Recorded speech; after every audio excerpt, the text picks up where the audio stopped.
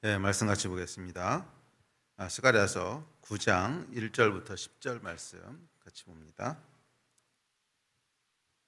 1절부터 9장 1절부터 10절 말씀 한 목소리 읽읍시다. 시작.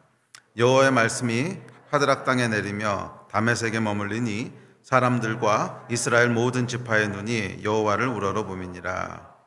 그 접경한 하맛에도 임하겠고 두로와 시돈에도 임하리니 그들이 매우 지혜로움이니라. 두로는 자기를 위하여 요새를 건축하며 은을 티끌같이 금을 거리에 진흙같이 쌓았도다. 주께서 그를 정복하시며 그의 권세를 바다에 쳐넣으시리니 그가 불에 삼켜질지라.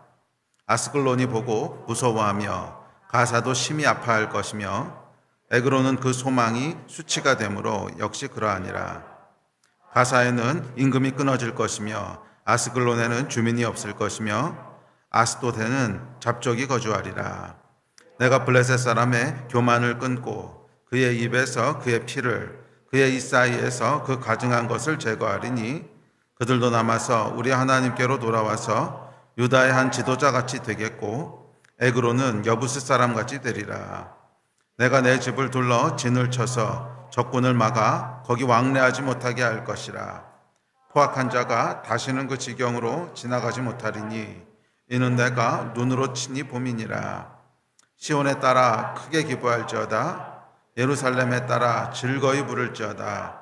보라, 내 왕이 내게 임하시나니 그는 공의로우시며 구원을 베푸시며 겸손하여 나귀를 타시나니 나귀의 작은 것 곧 나귀 새끼니라. 내가 에브라임의 병거와 예루살렘의 말을 끊겠고 전쟁하는 활도 끊으리니 그가 이방 사람에게 화평을 전할 것이요 그의 통치는 바다에서 바다까지 이르고 유브라데 강에서 땅 끝까지 이르리라. 아멘. 지난주까지 저희가 스가랴서 전반부 말씀 1장부터 8장을 살펴봤고요. 오늘부터는 이제 후반부 말씀을 살펴보려고 합니다. 전반부 말씀이 1장부터 8장까지 이어지는 8가지 환상과 또 그 뒤에 이어지는 질문에 대한 대답으로 이루어져 있다면 이제 9장부터 14장 마지막까지 이어지는 후반부는 그 성전에 거하시는 분 메시아 예수 그리스도에 중점을 맞춰서 이야기가 진행됩니다. 그래서 1장부터 8장까지가 성전 재건이라고 하는 어떤 보여지는 그 성전에 포커스가 맞춰져 있다면 지금은 그 성전 안에 거하시는 분은 그럼 누구신가? 우리의 왕은 누구신가? 그 성전에 임재하시는 메시아 그 하나님은 누구신가 하는 이야기를 합니다. 여러분, 성전이 중요한 이유는 그 성전에 거하시는 분 때문에 그렇습니다.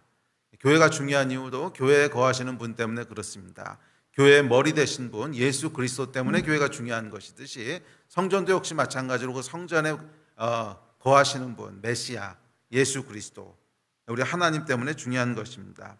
자, 그래서 이 후반부 메시지에는 9장부터 14장까지 후반부 메시지에는 그 성전에 거하시는 분 메시아 예수 그리스도가 누구신가 하는 것에 초점을 맞추게 됩니다. 성전 가운데 우리 가운데 거하시는 분은 누구신가? 그분은 무슨 일을 행하시는가? 후반부 이야기는 여기에 초점을 맞춰서 진행되고 있습니다. 또한 두 번째 특징은 9장부터 14장까지 후반부는 이 메시아를 중심으로 이야기가 진행되는데 특별히 이스라엘 하나님의 백성 이스라엘과 이스라엘을 둘러싸고 있는 주변 국가들 원수 국가들이 있죠. 이 두 나라 이 두 진영 사이에 일어날 일 또 좀 더 나가서 온 땅 가운데 벌어질 일들을 종말론적인 관점에서 이야기합니다. 그래서 이 메시아가 누구고 또 성전에 거하시는 분이 누구신가를 이야기하는데 특별히 이스라엘과 주변에 있는 열방 사이의 전쟁 또 열방 사이의 갈등이라고 하는 컨텍스트 상에서 이 이야기를 쭉 진행해 나갑니다. 자, 그리고 이것이 종말론적 관점에서 진행된다고 하는데요. 종말론적 관점이라고 하는 것은 물론 마지막에 될 일들이라는 뜻입니다.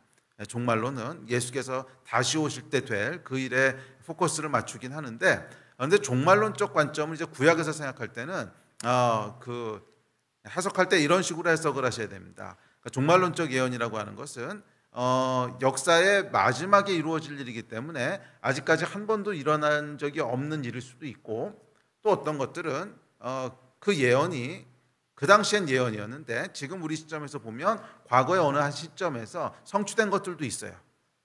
그런데 부분적으로 성취되거나 또는 대부분 성취될 수도 있는데 그런 그 성취된 것들이 다시 마지막에 오실 예수 그리스도에 대한 어떤 예언적인 징표가 되는 거예요.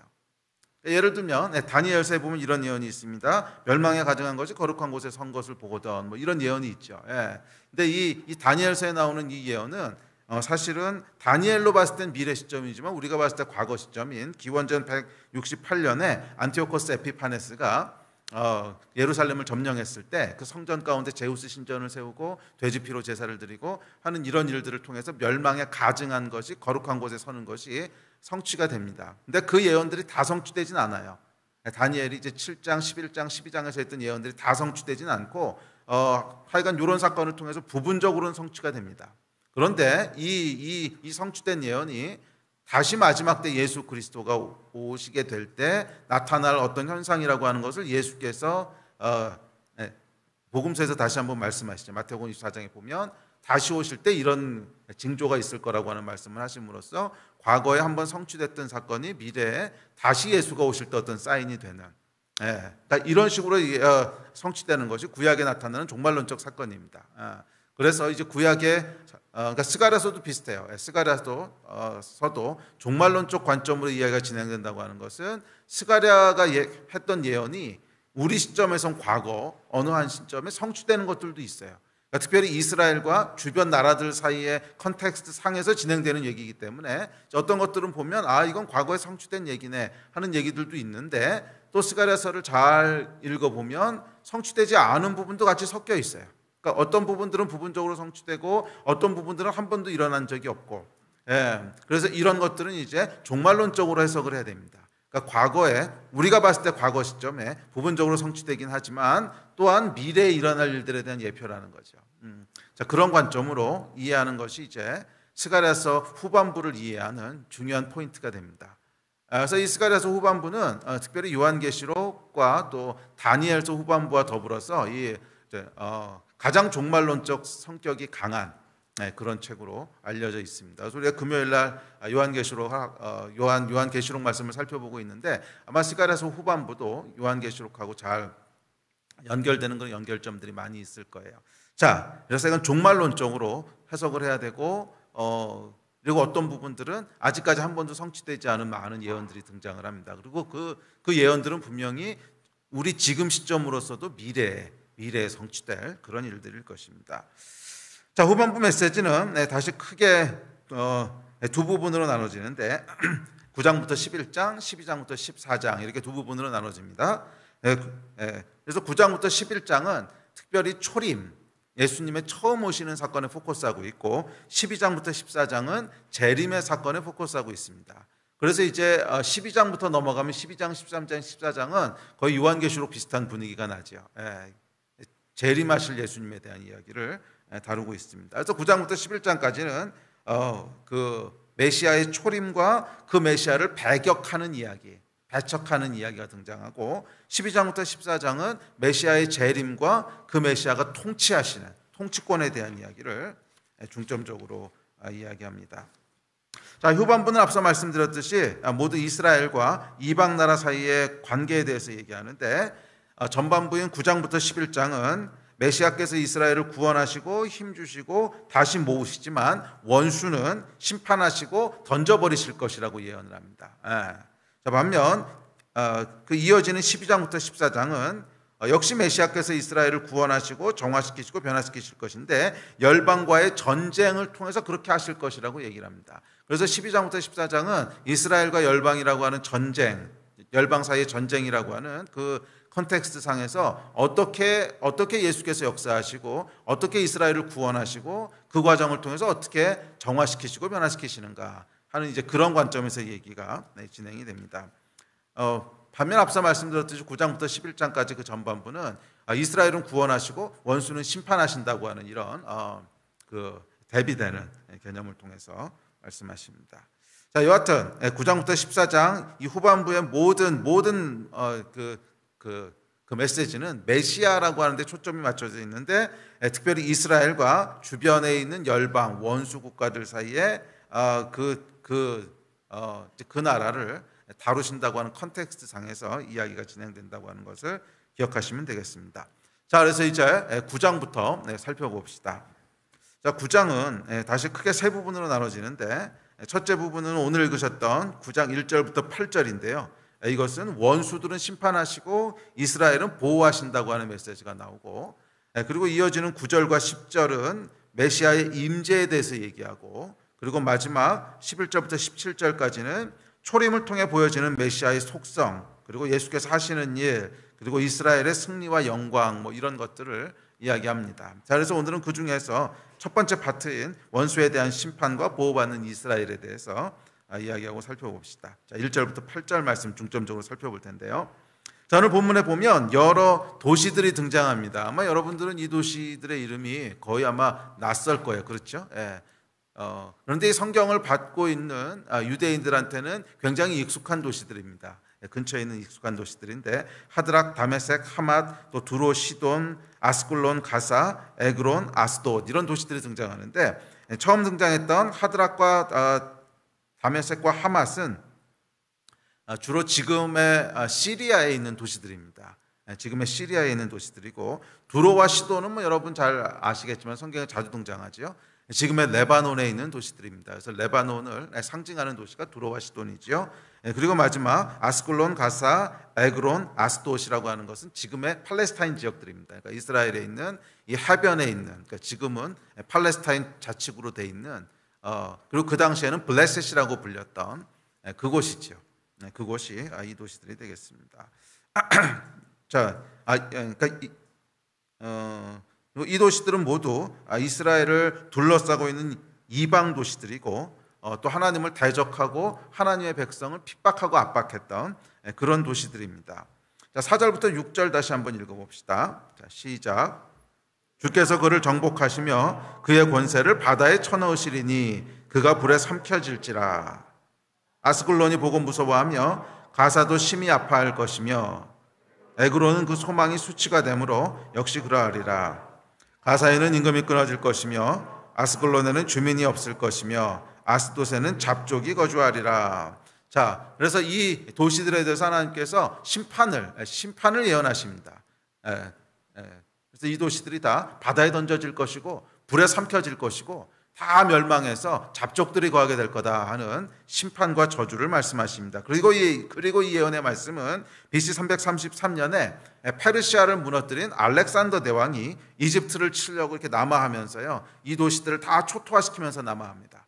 위에서부터 알렉산더가 이렇게 내려와서 그 남쪽에 있는 이집트를 이제 정복하러 가는데 그 중간에 껴있는 도시들이거든요. 그러니까 중간에 껴있는 이 도시들을 다 초토화시키면서 밑에까지 내려갑니다. 그래서 이 예언이 이제 성취가 되는데, 그래서 이 9장에 언급됐던 도시들은 모두 파괴되고 사람들은 포로로 잡혀갑니다. 그 기록에 의하면요, 두로에서만 1만 명이 죽고요, 3만 명이 포로로 잡혀갑니다. 그러니까 고대 도시 규모를 생각하면 도시 자체가 없어진 거죠. 자, 그런데 흥미로운 것은 6장 후반부부터 이어지는 말씀입니다. 6장 후반부터 7장까지 보면 블레셋에 대해서 말씀하시는데 조금 다르게 말씀하세요. 자, 블레셋에 대한 예언을 한번 봅시다. 자, 시작.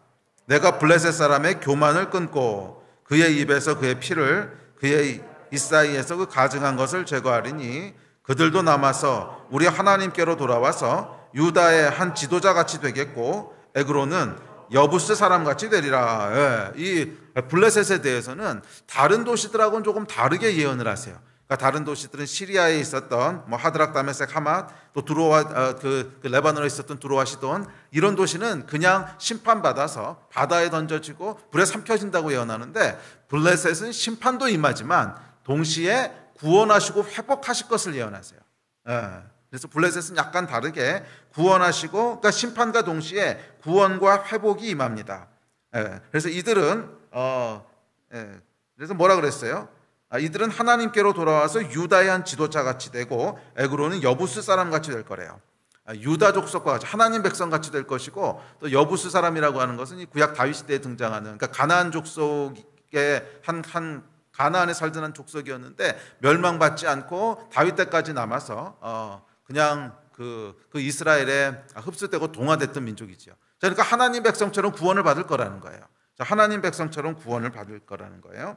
그래서 블레셋은 다른 이방 도시들 같이 이 저주와 심판으로 끝나지 않고 이 하나님께서 은혜로 구원하시겠다고 하는 약속이 함께 선포됩니다. 은혜로 구원하시겠다고 하는 자, 이것이 하나님의 은혜인데요. 자, 그렇다면 우리가 이제 질문할 수 있죠. 그렇다면 블레셋과 시리아, 레바논의 차이는 뭐였을까? 왜 시리아와 레바논에 있는 도시들은 그냥 심판받아서 멸망받고 끝났는데 블레셋은 매를 좀 맞긴 하지만 그래도 하나님께서 구원하시고 회복하시는 이 역사를 행해 주시는데, 그렇다면 이 차이는 뭔가?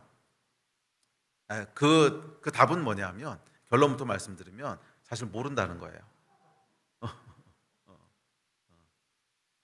사실 모른다는 거예요. 왜 시리아하고 레바논은 그냥 철저하게 심판받아서 무너지고 끝나는데 블레셋에 있는 도시들은 다시 회복되는가? 사실은 몰라요. 왜 그런지. 그리고 이게 은혜의 본질이에요.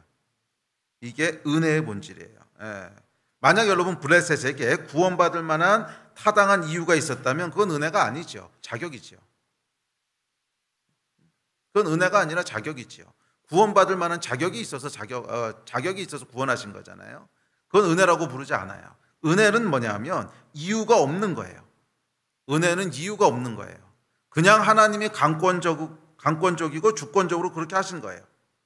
만약 블레셋에게, 만약 저와 여러분에게 구원받고 회복될 만한 이유가 있었다면 그건 은혜가 아니에요. 저희도 그렇고 블레셋도 그렇고 사실은 시리아, 레바논과 전혀 다를 게 없어요. 똑같아요.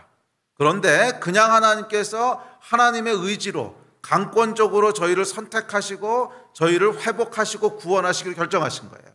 그래서 그것을 은혜라고 부릅니다. 그래서 그것을 은혜라고 불러요. 그래서 많은 사람들이 이 하나님을 이해할 수 없다, 그래서 불공정하시다, 뭐 그렇게 부르기도 하는데, 그렇게 오해하기도 하는데, 그것은 은혜의 속성을 이해하지 못하기 때문에 그래요. 은혜는 여러분 이유 없이 주어지는 거예요. 이유가 있이 주어지는 것은 대가지요. 이유 없이 주어지는 것이 은혜예요. 저와 여러분을 하나님께서 왜 구원하시는지 몰라요. 저와 여러분이 구원받지 못하고 심판받는 사람들과 무엇이 다른가 몰라요. 사실은 차이가 없어요. 저희도 죄악 가운데 있었고, 저희도 죄악 가운데 살았고, 저희도 하나님을 떠났고, 저희도 하나님을 멀리했던 사람들인데 왜 하나님께서 우리는 구원하시는가? 왜 하나님께서 우리는 선택하셔서 주의 백성이 되게 하시는가? 사실은 모른다는 거예요. 그래서 그것을 은혜라고 부르는 것입니다. 은혜라고 부르는 것입니다. 자, 그래서 감사하기도 하지만 동시에 두려워하기도 해야 합니다. 자, 우리가 하나님을 거역하고 떠나면 어떻게 될까요? 우리가 만약 죄를 반복적으로 짓는다면 어떻게 할까요? 만약 우리가 하나님을 멀리 한다면 어떻게 할까요? 사실 이런 문제에 대한 해답은 은혜밖에 없거든요. 우리가 죄를 반복적으로 짓는데도 은혜로 하나님이 용서해 주시는 것이고, 우리가 하나님을 비록 멀리 떠나도 은혜로 하나님께서 다시 우리를 회복시키신다고 우리는 믿는데 이게 은혜거든요. 그렇다면 이런 일들을 반복하면 어떻게 될까요? 그 결과는 모른다는 거예요. 그래서 두려워해야 돼요. 모른다는 거예요. 그래서 어쩌면 하나님께서 블레셋처럼 우리를 은혜로 구원시키시고 회복시키실 수도 있고, 아니면 어쩌면 시리아와 레바논처럼 그냥 심판받고 끝날 수도 있어요. 아무도 몰라요. 그래서 은혜는요, 오용하면 안 돼요. 그 결과가 어떻게 될지는 아무도 예측할 수 없는 게 은혜예요. 그냥 하나님의 의지적인 선택에 의해서 행해지는 것이 은혜예요. 그래서 우리가 반복적으로 죄를 짓는다든지 아니면 멀리 하나님을 떠난다든지, 물론 우리가 처음부터 그러니까 거듭나기 전에 이제 그때 지었던 거랑은 좀 다른 성격의 것일 텐데, 거듭나고 난 이후에도 계속 반복적인 죄를 알면서도 짓는다든지 아니면 하나님으로부터 멀어져 있다든지, 그럴 때는 여러분 은혜를 오용하시면 안 돼요. 뭐 하나님께서 은혜 내시는데 뭐 은혜 하나님이시라는데 뭐 이 정도야 뭐 이렇게 생각하면 은혜를 착각한 거예요. 은혜를 잘못 이해한 거예요. 물론 하나님은 은혜 하나님이시기 때문에 우리를 구원하시고 용서하실 때는 값없이 용서하세요. 죄를 짓더라도 값없이 용서하세요. 그렇지만 언제까지 값없이 용서하실지는 아무도 몰라요. 은혜이기 때문에 그래요. 은혜는 여러분 우리가 돈 주고 사는 게 아니에요. 대가를 치르는 게 아니에요. 하나님이 강권적으로 행하시는 일이기 때문에 지금은 하나님께서 은혜로 오케이 하셨어도 이 다음번에는 안 돼! 라고 하실 수도 있어요. 아무도 모르는 일이에요. 그러므로 여러분, 은혜를 오용하지 마십시오. 만약 하나님께서 은혜를 베푸시면 즉각 받아들이시고 반응하십시오. 버티고 거부하면 어떻게 됩니까? 은혜의 기회가 다시 한번 있을지 아니면 그것이 마지막일지 아무도 모른다는 거예요. 자, 은혜는 우리의 자격이 아니라 하나님의 선택이기 때문에 그렇습니다. 그래서 우리가 계속 버티고 거부한다면 블레셋이 될지 시리아와 레바논이 될지는 몰라요. 그러므로 하나님의 은혜가 있을 때 바로 반응하십시오. 그것이 우리에게 주어지는 어쩌면 마지막 기회일 수도 있어요. 아멘. 자, 그렇다면 하나님께서 블레셋에게 어떻게 은혜를 베푸셨을까요? 자, 오늘은 6절과 7절 말씀을 통해서 하나님께서 블레셋에게 은혜를 베푸시는, 조금 더 구체적으로는 위기에서 구원하시는, 심판에서 구원하시는 은혜의 구원의 프로세스가 등장합니다. 이 말씀을 보면 뭐라고 얘기하냐면 겸손하게 하시고 죄와 우상을 제거하시고 건지셔서 하나님 나라에 참여하게 하세요. 이 네 가지 프로세스를 통해서 블레셋을 건지십니다. 첫째는 교만을 끊으시고, 둘째는 죄와 우상을 제거하시고, 세 번째는 위기에서 직접적으로 건지시고, 네 번째는 하나님 나라에 참여하게 하세요. 자, 그리고 이것이 오늘날도 하나님의 백성들에게 행하시는 하나님의 은혜와 구원의 프로세스예요. 저희가 여러 가지 위기 가운데 처하는 이제 그런 일이 있을 수 있죠. 살다 보면 위기에 처하기도 하고, 또 어떨 때는 우리가 죄 가운데 빠져서 하나님으로부터 멀어지기도 하고, 하여간 정상적인 트랙에 있지 않을 때가 있습니다. 우리가 원치 않는 위기가 올 수도 있고, 또 어떨 때는 우리가 죄를 져서 하나님을 떠날 수도 있고, 하여간 이런 모든 상황 가운데 하나님이 은혜를 베푸시고 그곳에서 건지셔서 구원하시는데, 오늘날도 역시 이 프로세스를 따라서 행하세요. 그래서 저는 이것이 하나님께서 우리에게 행하시는 은혜 또는 구원, 두 개는 사실 동전의 양면인데 은혜 또는 구원의 프로세스라고 믿습니다. 자, 그래서 오늘 이 말씀들을 통해서 은혜의 프로세스를 살펴보고, 우리 가운데도 하나님께서 은혜의 프로세스를 행하실 때 인지하고 올바르게 빨리 반응하는 저와 여러분이 되시기를 바랍니다. 자, 첫 번째 프로세스입니다. 블레셋의 구원과 회복은 이렇게 시작됩니다. 자, 9장 6절 같이 봅시다. 시작. 내가 블레셋 사람의 교만을 끊고. 하나님의 일하시는 것을 보면 변치 않는 원칙이 있어요. 변치 않는 원칙이 있으시는데 그것은 항상 교만을 끊는 것으로 시작하신다는 거예요. 모든 하나님의 역사, 모든 하나님의 은혜, 모든 하나님의 구원하시는 일은 교만을 끊는 것으로 시작하세요. 겸손하게 하시는 것으로 시작해요. 저는요, 지난 35년 동안 신앙생활을 하고 21년 동안 목회를 하면서 교만한데 구원이 임하는 것은 한 번도 본 적이 없어요. 교만한데 구원이 임하는 건 정말 한 번도 본 적이 없어요. 그래서 성경은 뭐라 그러냐면 교만은 패망의 선봉이라고 했습니다. 다음 구절 봅시다. 시작. 교만은 패망의 선봉이요 거만한 마음은 넘어짐의 앞잡이니라. 정말 이 말씀 그대로예요. 교만하고 거만하면요 반드시 넘어지고 반드시 망하게 되지, 여기 하나님의 역사가 임하고 여기 하나님의 구원이 임하는 것은 본 적이 없어요. 교만은 여러분 뭡니까? 자기가 옳다고 생각하는 것이고, 교만은 자기 스스로의 힘으로 할 수 있다는 거예요. 이 두 가지가 교만의 특징입니다. 교만은 내가 옳다라고 생각하는 것이고, 교만은 내가 스스로 할 수 있다, 내 힘으로 할 수 있다고 믿는 것입니다. 그래서 교만은 그 결과 하나님을 굳이 필요로 하지 않아요.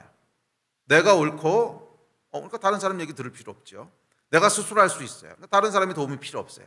그래서 교만은 필연적으로 무엇에 연결되냐면 하나님을 필요로 하지 않습니다. 하나님을 필요로 하지 않습니다. 그래서 이 하나님의 구원하시는 하나님의 은혜 프로세스는 이 생각을 끊는 것에서부터 시작됩니다. 내가 할 수 없구나. 나의 그 삶에는, 나의 인생에는 하나님이 필요하구나 하는 것을 깨닫고 고백하게 하시는 거예요. 이게 되기 전까지는 하나님의 역사가 절대로 일어나지 않아요. 내가 옳다고 생각하고 내가 내 힘으로 할 수 있다고 생각하는 한 절대로 하나님의 역사가 시작되지 않아요. 그래서 모든 하나님의 역사는 어떤 탄식으로부터 시작됩니까? 내가 할 수 없구나. 이건 아무리 날 고겨도 내가 할 수 없는 일이구나. 이런 일들이 있구나. 인생이 이런 거구나 하는 것을 깨닫는 데서부터 시작돼요. 그래서 하나님이 필요하구나. 주님, 나에게는 당신이 필요합니다 라고 부르짖기 시작할 때 결국 회복이 시작됩니다. 교만한 사람은 여러분 어떤 음성도 들리지 않아요.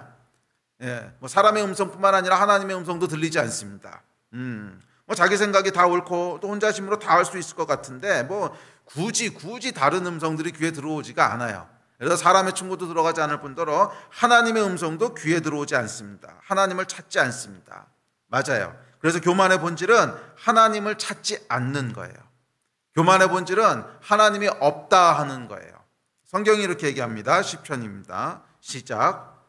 악인은 그의 교만한 얼굴로 말하기를 여호와께서 이를 감찰하지 아니하신다 하며 그의 모든 사상에 하나님이 없다 하나이다.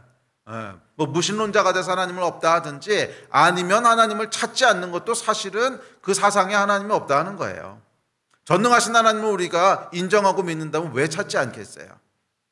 찾지 않는다고 하는 것은 하나님이 없다라고 생각하는 거예요. 내가 말은 뭐라고 할지 몰라도 내 안 깊은 곳에는 그 사상에 하나님이 없다 하는 거예요. 이게 교만이라는 거예요. 굳이 하나님을 찾지 않는 거, 굳이 하나님을 필요로 하지 않는 거, 그것이 교만입니다. 그래서 하나님의 일하심이 시작될 때는 항상 교만을 먼저 끊으십니다. 그래서 교만을 끊으시기 위해서 때로는 징계하시기도 하시고요, 때로는 매를 드시기도 하십니다. 왜? 하나님을 찾아야 되니까, 찾게 하셔야 되니까. 그래서 가장 자신 있어 하는 것을 치시기도 하시고요, 가장 소중히 여기시는 것을 거두어 가시기도 하십니다. 인간의 한계를 보게 하시는 거예요. 한계를 보게 하시는 거예요. 아, 내가 할 수 없는 일들이 있구나. 아무리 노력하고 아무리 날고 뛰어도 어쩔 수 없는 일들이 있구나. 인생이라고 하는 게 이런 거구나 하는 것을 깨닫게 하시려고. 그래서 나는 하나님이 필요합니다. 정말로 필요합니다. 이 하나님이 없다고 믿었던 내 생각이 교만이구나. 블레셋 사람의 교만을 끊고 구원과 은혜의 첫 시작점이에요. 그래서 여러분, 정말 하나님의 구원하시는 은혜를 경험하기 원하십니까? 그렇다면 교만을 끊으셔야 됩니다.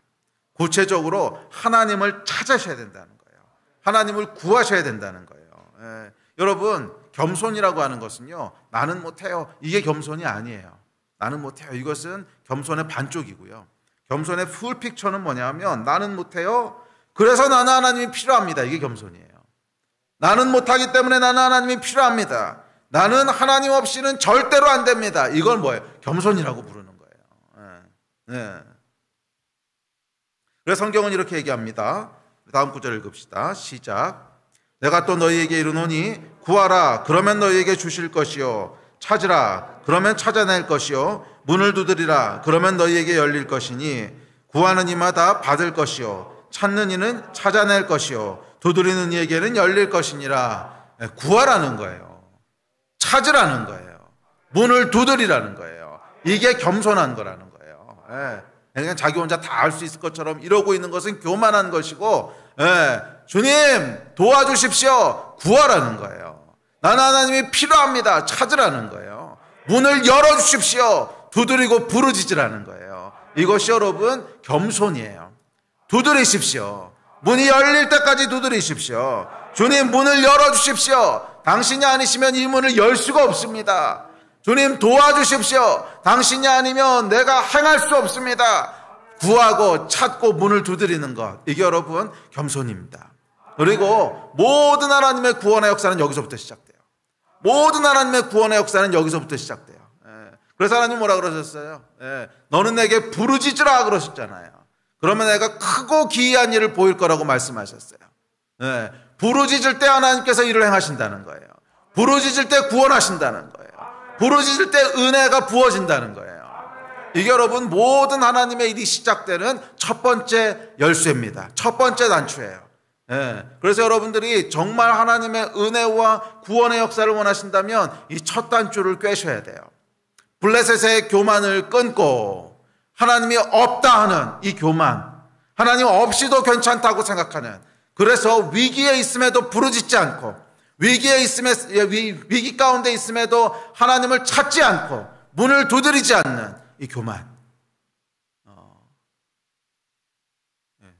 교만이잖아요.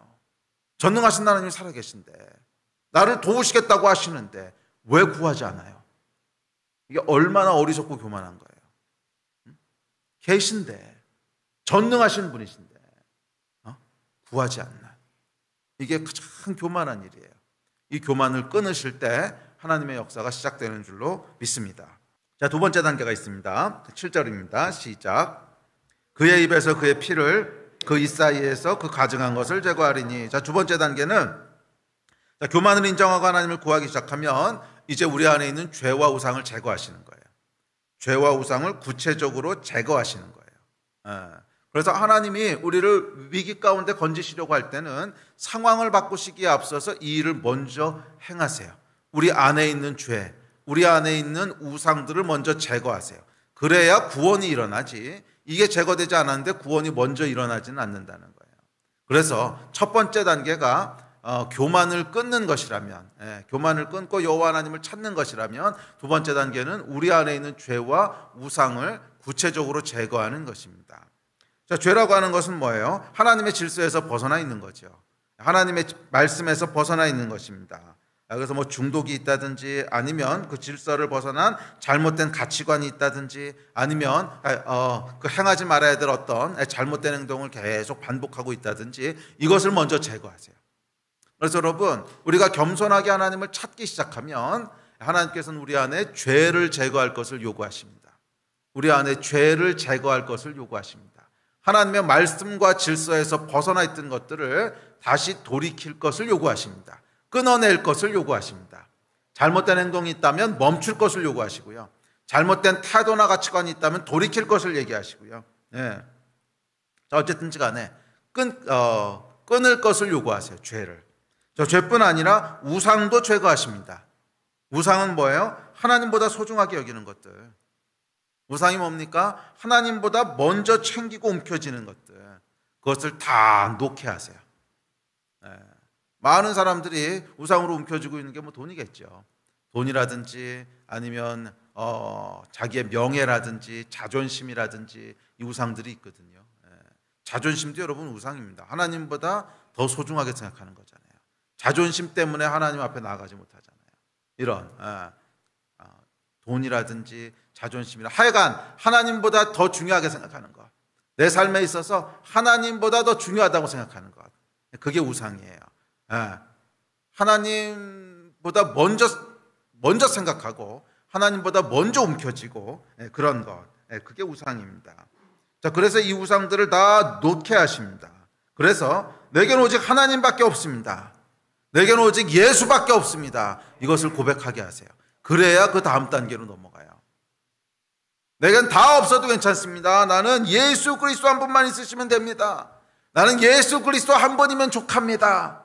이 고백을 하게 하세요. 그래야 다음 단계로 넘어가게 됩니다. 다 끊어지고 다 무너져도 제게는 예수만 있으면 됩니다. 이렇게 만드세요. 이게 은혜의 두 번째 프로세스입니다. 여러분 어떠십니까? 정말 여러분 인생에 예수만 있으면 됩니까? 정말 예수만 있으면 충분합니까? 아니면 물론 예수님이 계셔야죠. 그래도 아직 남아있는 건덕지가 혹시 있지 않으십니까? 그러면 여러분, 이 건덕지를 이 사이에서 제거하시기 전에는 다음 단계로 안 넘어간다는 거예요.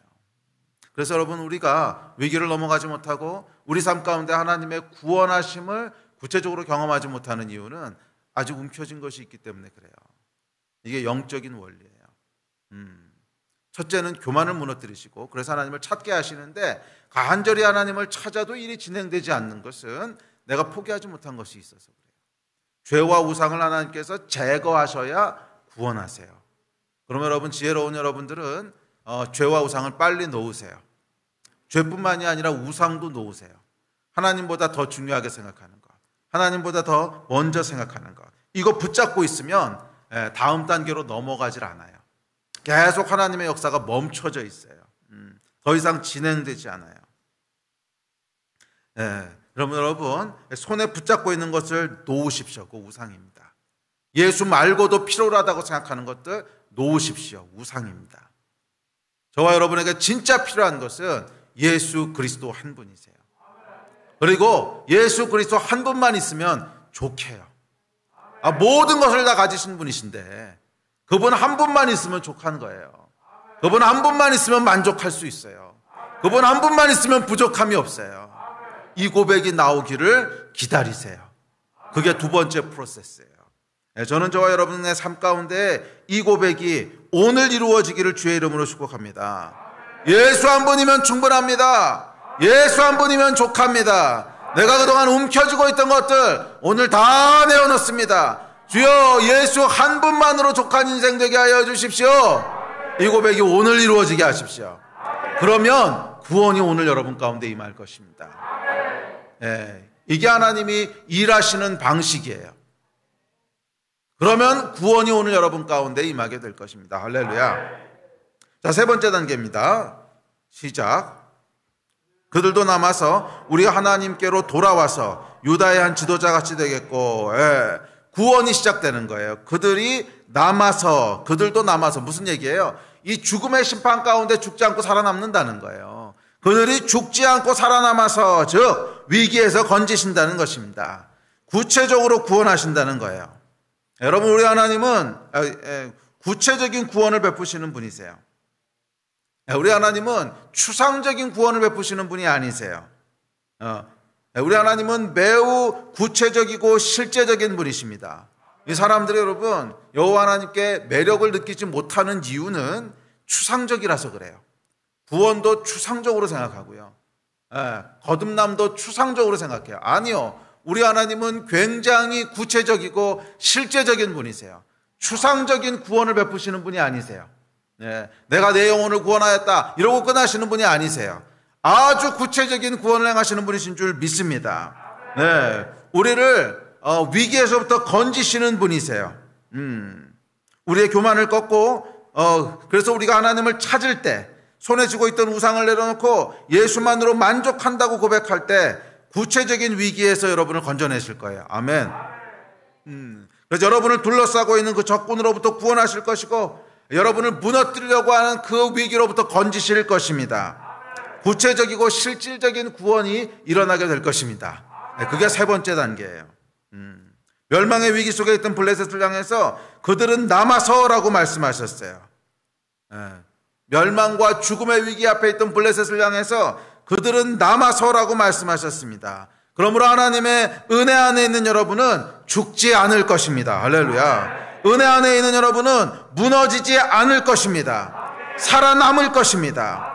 그 위기가 무엇이든지 간에 견디고 버티고 돌파할 것입니다. 남아서 하나님의 영광과 역사에 참여할 것입니다. 할렐루야. 그게 하나님의 구원하심이에요. 또한 블레셋을 향해서 하나님께로 돌아와서라고 말씀하십니다. 하나님께로 돌아가는 것은 영적인 회복을 얘기하죠. 영적인 부흥과 영적인 각성이 있을 거라는 거예요. 그 마음이 다시 하나님께로 돌아오게 될 것입니다. 영적인 각성과 영적인 부흥의 시간으로 들어가게 될 것입니다. 그래야 하나님께서 우리를 구체적인 위기에서 건지실 때는 몸만 구원을 받는 것이 아니라 그와 더불어 우리 안에 뭐가 일어나요? 영적인 부흥이 일어나는 거예요. 우리 영의 영적인 각성이 일어나고 부흥의 시간 가운데로 들어가게 돼서 이전에는 경험해보지 못했던 놀라운 하나님의 부흥의 시간을 경험하게 되는 거예요. 하나님께로 돌아와서 이전에는 누리지 못했던 영적인 부흥과 각성의 시간으로 들어가게 될 줄 믿습니다. 그래서 하나님이라고 하는 말만 들어도 감격이 되고 하나님이라는 이름만 들어도 우리 안에 마음이 떨리고 또 예수라는 말만 들어도 눈에 눈물이 가득하게 될 거예요. 우리 마음이 하나님께로 돌아오게 될 거예요. 부흥의 시간들을 보게 될 거예요. 이게 여호와 하나님께서 행하시는 구원입니다. 그래서 하나님의 구원의 프로세스는 구체적인 위기에서, 질병에서, 재정의 위기에서, 원수들로부터 우리를 구체적으로 구원하시는 것과 더불어 우리 안에 놀라운 영적인 부흥을 경험하게 하셔서 여호와 하나님 앞에 우리가 감격하게 되고 감사하게 되고 누리게 되고 하는 부흥과 각성의 시간으로 들어가게 되는 건 줄로 믿습니다. 아멘. 이게 하나님의 구원하심이에요. 자, 마지막 네 번째 단계가 있습니다. 다음 구절 읽습니다. 시작. 유다의 한 지도자 같이 되겠고 에그로는 여부스 사람 같이 되리라. 자, 마지막 네 번째 단계는 하나님의 나라, 하나님의 역사에 참여하게 되는 것입니다.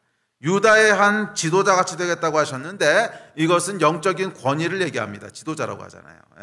그래서 교만을 꺾으시고 우상을 제거하시며 건지시는 구체적인 위기를 돌파하고 나면 그 다음에 뭐가 주어지냐 하면 새로운 권위가 주어져요. 새로운 영적인 권위가 주어져요. 그것이 하나님이 하시는 구원의 역사입니다. 은혜의 역사입니다.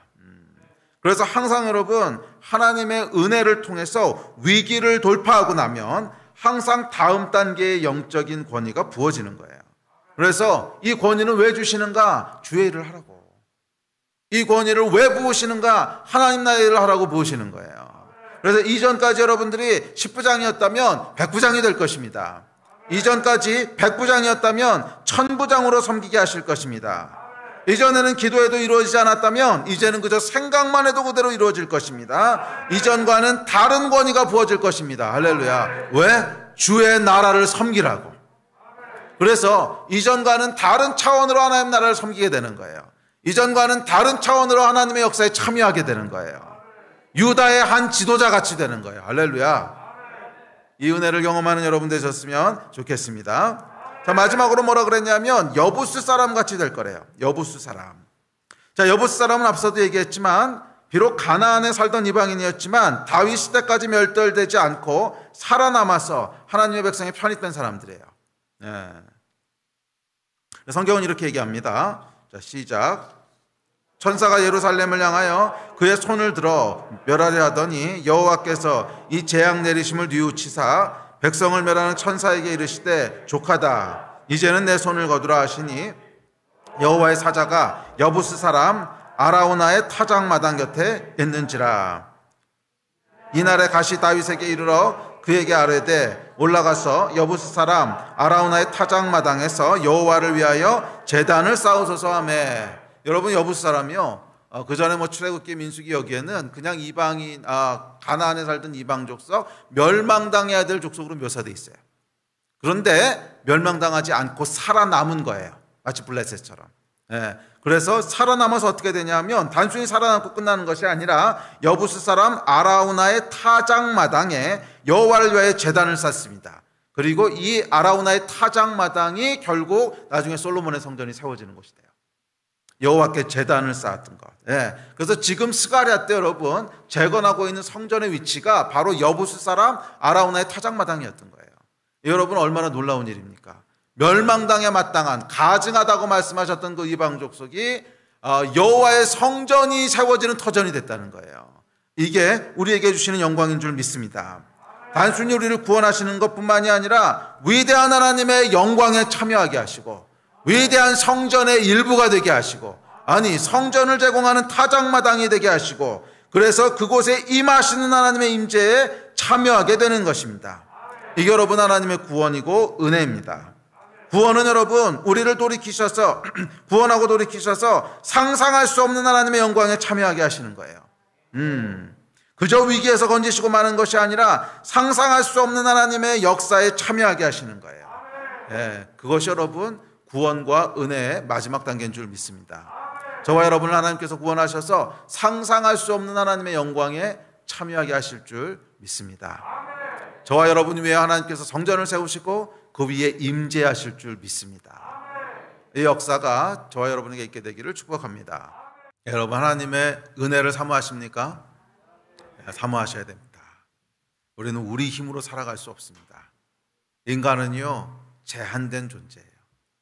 우리가 교만하게 우리의 힘과 능력으로 다 할 수 있다고 착각하지만 아니요, 우리가 할 수 있는 일은 정말 티끌만큼도 안 돼요. 여호와 하나님께서 은혜를 거두시면 우리가 한순간이라도 살 수 있겠습니까? 뭐든지 다 할 수 있다고 생각하시지만 그것도 건강할 때 그런 거 아닙니까? 건강이 무너져도 여러분 다 하실 수 있다고 있으실 것 같으십니까? 그 건강을 지키시는 분은 누구신데요? 하나님이시잖아요. 우리는 여러분 우리가 할 수 있는 일보다 할 수 없는 일들이 훨씬 많습니다. 그래서 저와 여러분에게는 하나님이 절대적으로 필요합니다. 그럼 여러분 교만을 끊으십시오. 교만을 끊는다고 하는 것은 나는 못해요 하는 마음의 상태 이전에, 아니 그것을 더 뛰어넘어서 여호와 하나님을 찾으시는 거예요. 구하시는 거예요. 부르짖는 거예요. 여호와 하나님, 나는 당신이 필요합니다. 당신이 없으시면 나는 절대로 안 됩니다. 주님, 이 삶의 폭풍 가운데서 나를 구원하여 주십시오. 이 삶의 위기 가운데서 나를 건져주실 이는 나의 하나님 여호와 하나님밖에 없습니다. 나의 하나님 여호와 하나님밖에 없습니다. 겸손하게 부르짖으십시오. 구하십시오. 찾으십시오. 두드리십시오. 문이 열리기 시작할 거예요. 이게 여러분 은혜의 시작인 줄 믿습니다. 오늘 여러분 은혜의 날이 시작된 것을 믿음으로 선포합니다. 부르짖는 자들에게 하나님께서 은혜를 붓기 시작하실 것입니다. 구하고 찾고 두드리는 자에게 하나님께서 문을 여시기 시작하실 것입니다. 아멘. 혹시 손에 쥐고 계신 것이 있습니까? 여호와 하나님보다 더 중요하게 생각하고 여호와 하나님보다 더 의지하는 것이 있습니까? 손을 놓으십시오.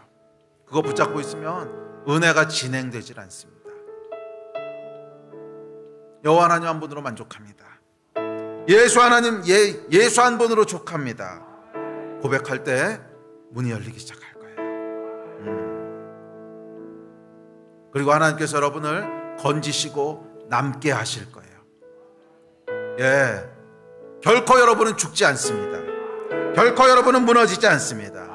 여러분은 견디고 버텨서 돌파하는 은혜를 볼 것입니다. 그리고 새로운 차원의 권위와 새로운 차원의 영광에 참여하게 될 것입니다. 오늘이 그 일이 시작되는 날이 되기를 주의 이름으로 축복합니다. 그리고 남아있는 2021년 한 해가 이 하나님의 구원의 은혜를 경험하는 한 해가 되기를 주의 이름으로 축복합니다. 모든 하나님의 구원하시는 은혜의 역사는 블레셋의 교만을 끊는 것에서 시작됩니다. 우리 같이 좀 기도할 때 말씀하신 것처럼 부르짖읍시다. 구하고 찾고 두드립시다. 여호와 하나님이 필요하다고 좀 부르짖으십시오. 내 삶에는 하나님이 필요합니다. 하나님이 없으면 한순간도 나의 삶은 유지되지 않습니다. 주여 도와주시옵소서. 예수여 도와주시옵소서. 그럼 그 마음 가지고 겸손하게 하나님 앞에 나가지 않으시겠습니까? 그럴 때 하나님께서 구원의 날을 시작하실 줄 믿습니다. 우리 같이 주여 세 번 부르짖고 기도할 때 겸손하게 여호와께 부르짖으면서 구원을 요청하시면서 주 앞에 나가십시다. 기도하시겠습니다. 주여